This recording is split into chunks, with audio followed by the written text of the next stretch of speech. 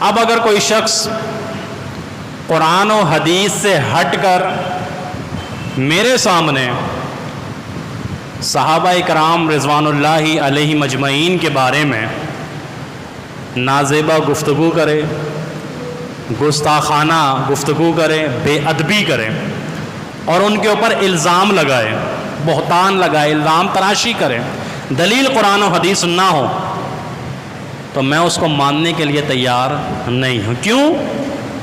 کیونکہ صحابہ کی جماعت اس کائنات میں انبیاء کے بعد افضل ترین ہے، اس کی دلیل میرے پاس قرآن و حدیث میں موجود ہے۔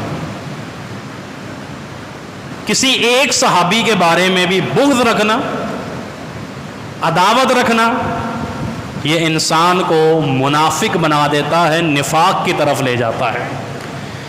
وہ اگر کوئی گفتگو کر رہا ہے، بات کر رہا ہے، آپ اس سے پوچھ سکتے ہیں قرآن و حدیث میں یہ بات موجود ہے جس طرح سے آپ گفتگو کر رہے ہیں؟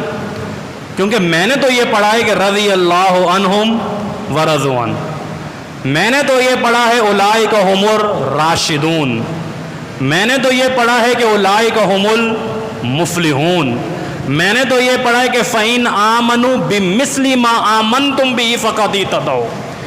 میرے پاس تو قرآن کریم بھرا ہوا ہے کہ جس میں اللہ تعالیٰ ایمان والوں کا، نیک لوگوں کا، موحدین کا، متبع سنت کا، اللہ سے راضی رہنے والوں کا تذکرہ کر رہا ہے، ذکر کر رہا ہے۔